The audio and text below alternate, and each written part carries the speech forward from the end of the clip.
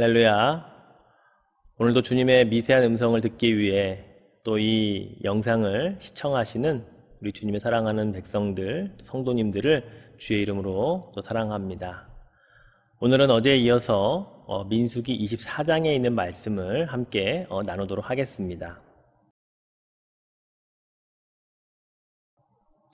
어제 23장에서는 발람과 발락의 이야기 가운데 3번이나 제단을 옮겨가면서 열심히 쌓아준 발락에게 발람은 2번의 이 예언을 통해서 발락이 원하는 저주는커녕 축복의 메시지만 2번이나 그에게 해주었던 것을 우리가 어제 살펴보았습니다. 매번 7마리의 수송아지, 숫양을 3번씩이나 최선을 다해 공급해준 그 발락 왕의 사실 그 정성은 대단한 것이었다고 볼 수가 있어요. 아마 그 비용도 만만치 않았을 것이라고 생각이 되어집니다. 그런데 이제 발람이 원하는 대답을 해주지 않으니까 이 발락은 속으로 화가 많이 났을 거예요. 자, 이제 24장이 시작이 되면서 이제 3번째 발람의 예언이 시작이 됩니다. 그런데 앞에 2번의 예언 때와는 조금 상황이 다릅니다. 자, 1절과 2절에 보면 그 내용을 기록하고 있습니다. 자, 보세요. 발람이 자기가 이스라엘을 축복하는 것을 여호와께서 선히 여기심을 보고 전과 같이 점수를 쓰지 아니하고 그의 낯을 광야로 향하여 눈을 들어 이스라엘이 그 지파대로 천막 친 것을 보는데 그때에 하나님의 영이 그 위에 임하신지라. 네, 발람이 이스라엘을 향해 저주가 아닌 2번의 축복을 하는 그런 가운데 그걸 새롭게 깨달은 것이 있었습니다. 그것은 이스라엘 백성을 저주가 아닌 축복하는 말을 하는데 마음에 기쁨이 있는 거예요. 그런데 그 기쁨의 근원을 생각해 보니까 이거 여호와 하나님이 기뻐하시는 것 같다는 생각이 드는 거죠. 예, 그래서 앞에 2번은 점수를 써서 여호와가 무슨 말씀을 하시는지 들으려고 했던 그런 방향과는 전혀 다르게 그는 그 마음에 축복하는 것에 대한, 이스라엘 백성을 축복하는 것에 대한 기쁨이 있는 것을 알고는 그냥 저 멀리 모압 평지에 진을 치고 있는 그 이스라엘 백성들을 그냥 바라만 보고만 했다는 거예요. 근데 그때 하나님의 영이 임했다라고 성경은 기록을 하고 있어요. 이 얼마나 놀라운 일입니까? 돈을 받고 누군가를 저주하기 위해 사실은 고용된 점술가잖아요. 그런데 또 눈이 멀어서 나귀가 말을 해야 겨우 알아들을 정도로 영적으로 무지했던 이 발람이었는데 지금 그런 발람이 맞나 싶을 정도입니다. 그런데 발람이 내적으로 뭔가 하나님이 자기 안에 주시는 기쁨이 있다는 것을 느끼고서는 이제 그는 이제 3번째 축복의 예언을 하게 됩니다.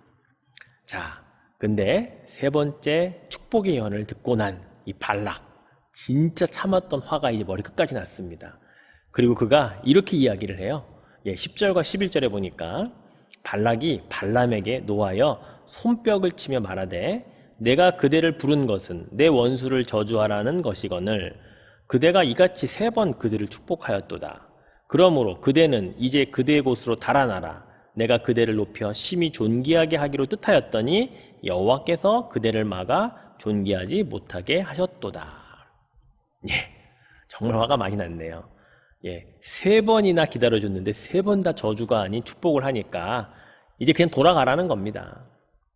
내가 당신이 한 번이라도 저주를 해주었다면 내가 당신을 최고로 높여서 가장 존귀하게 대우해 주려고 했는데 결국 여호와 하나님께서 그것을 막아서 당신이 존귀함 받는 것이 이제 끝났다, 그르쳐졌다, 이렇게 지금 발락이 이야기를 하고 있는 거예요.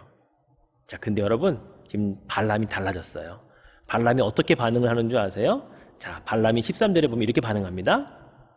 가령 발락이 그 집에 가득한 은금을 내게 줄지라도 나는 여호와의 말씀을 어기고 선악간에 내 마음대로 행하지 못하고 여호와께서 말씀하신 대로 말하리라 하지 아니하였나이까. 예, 우리 발람이 달라졌네요. 우리가 알고 있는 점술과 이 발람이 맞을까 싶을 정도로 변했습니다.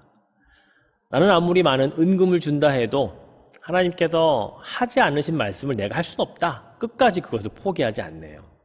오직 하나님이 하라고 하신 말씀만 나는 선포할 거다라고 말하고 있습니다. 그리고는 이제 발락을 떠나기로 작정을 한 다음에요. 마지막 네 번째 예언을 합니다. 근데 이 예언은요, 앞으로 장래에 아주 오랜 후에 있을 일에 대한 예언을 합니다. 그 가운데 17절 말씀에 보면 이런 예언을 해요. 내가 그를 보아도 이때의 일이 아니며 내가 그를 바라보아도 가까운 일이 아니로다. 한 별이 야곱에게서 나오며 한 규가 이스라엘에게서 일어나서 모압을 이쪽에서 저쪽까지 쳐서 무찌르고 또 셋의 자식들을 다 멸하리로다. 한 별이 야곱에게서 또 한 규, 한 왕이겠죠. 왕이 이스라엘에게서 일어나서 누구를 무찌른대요? 모압을 무찌른답니다. 지금 모압 왕 발락이 듣고 있는 앞에서 앞으로 나중에 후대에 너희가 이스라엘 한 왕으로부터 완전히 멸망당할 거다라고 지금 예언을 하고 있는 거예요. 실제로 다윗 왕에 대한 예언을 한 겁니다. 다윗이 후대에 모압과 에돔을 쳐서 정복시킬 것에 대한 예언을 지금 발람이 하고 있는 거예요.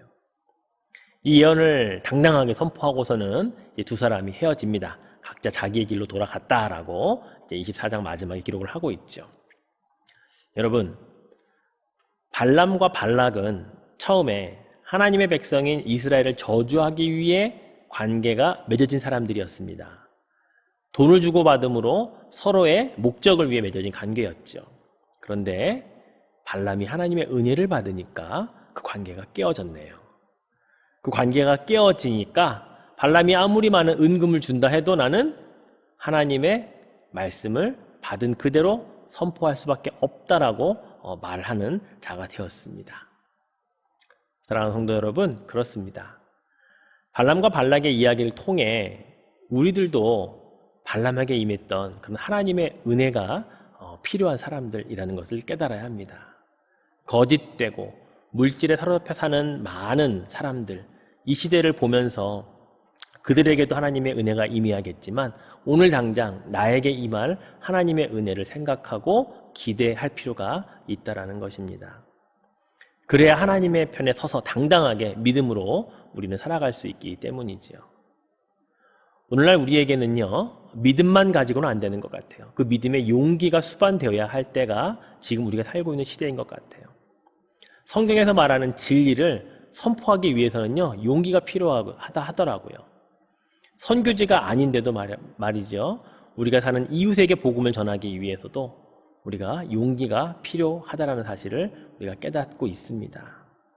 그런 의미에서 사실 우리도 발람처럼 혈통적으로는 이스라엘 백성이 아니죠.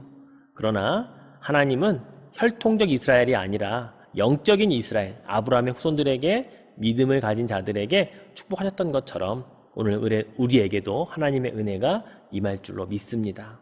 또 하나님의 그 은혜를 우리는 사모하며 오늘 하루를 시작해야 하겠습니다. 여러분, 그 은혜 받으며 삽시다. 그 은혜 우리가 당당히 누리며 삽시다.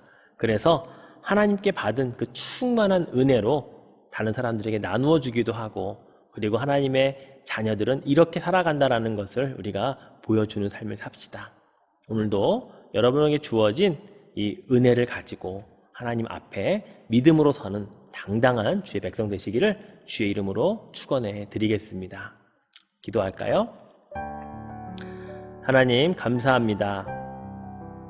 비록 발람이 처음에는 저주하기 위해 돈을 받고 왔던 자였지만, 그러나 하나님의 은혜를 받으니 그가 하나님의 주신 은혜의 말씀이 아니고서는 다른 말을 하지 않겠다라고 그렇게 바뀌었습니다. 하나님, 우리도 은혜를 받으면 바뀌는 사람들입니다. 그러니 은혜를 주시옵소서. 오늘도 하루 주의 은혜를 받아 그 은혜 가지고 살아가는 사람 되게 하여 주시옵소서. 그래서 하나님, 이 시대에 우리가 하나님의 자녀로 살아갈 때에 그 은혜를 받은 자로서 그 당당하게 믿음을 가지고 살아가는 하나님의 백성 되게 하여 주옵소서. 오늘 주신 말씀으로 우리가 하나님의 은혜 속에 풍성히 거하며 누리며 나누어주며 살아가는 자 되게 하실 줄로 믿습니다. 감사드리며 예수님의 이름으로 기도드립니다. 감사합니다.